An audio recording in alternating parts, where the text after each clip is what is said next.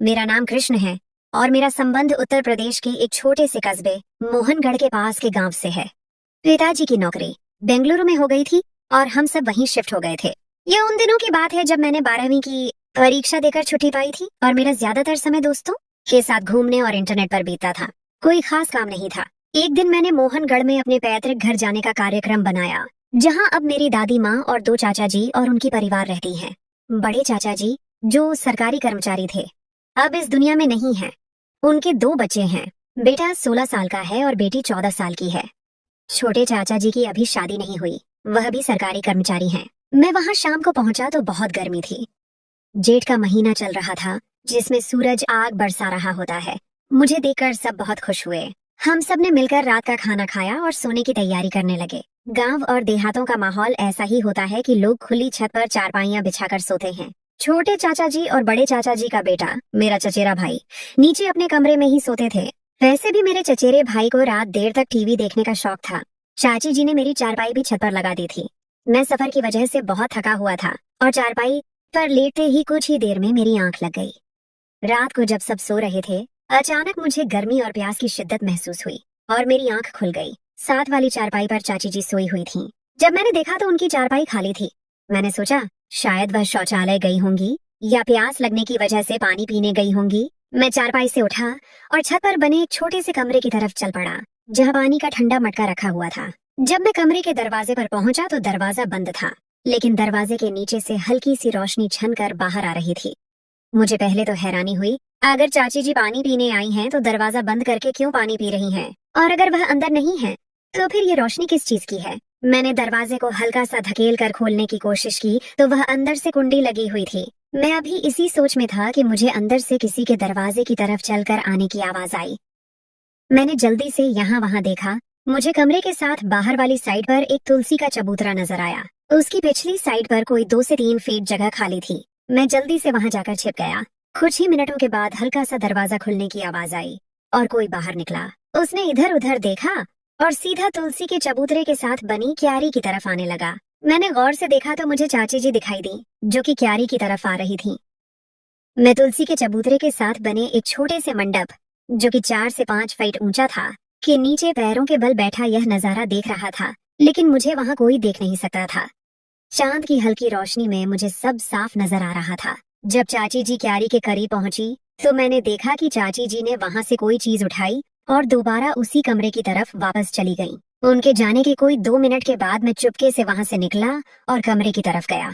इस बार दरवाजा हल्का सा खुला हुआ था, लेकिन हल्की सी रोशनी आ रही थी।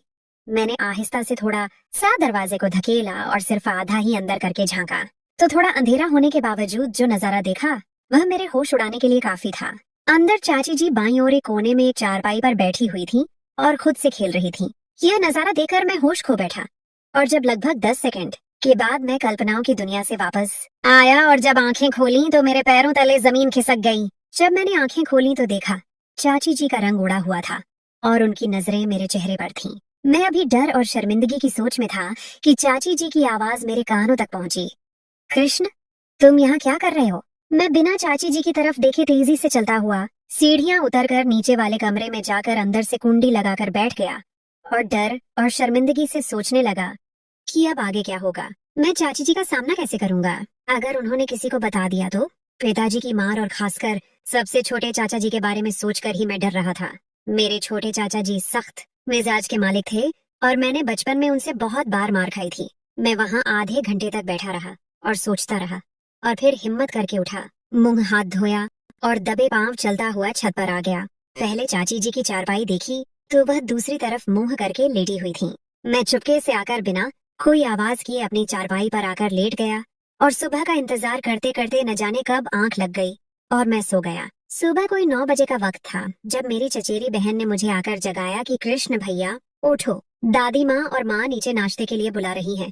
मैं अचकचाता हुआ उठा और सीधा शौचालय में घुस गया। नहा धोकर नाश्ते के लिए सबके साथ बैठ गया।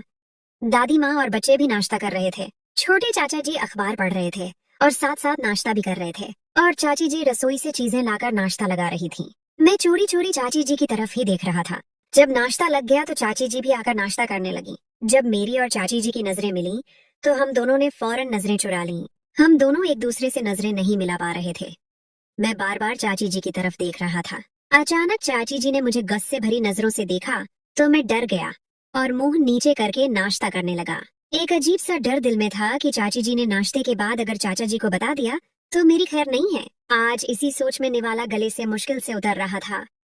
मैं इन्हीं सोचों में गुम था कि छोटे चाचा जी बोले, बच्चों बस्ते उठा लो, स्कूल जाने का समय हो गया है। और मुझे कहा, कृष्ण बेटा, शाम को ड्यूटी के बाद तुमसे बातें करेंगे।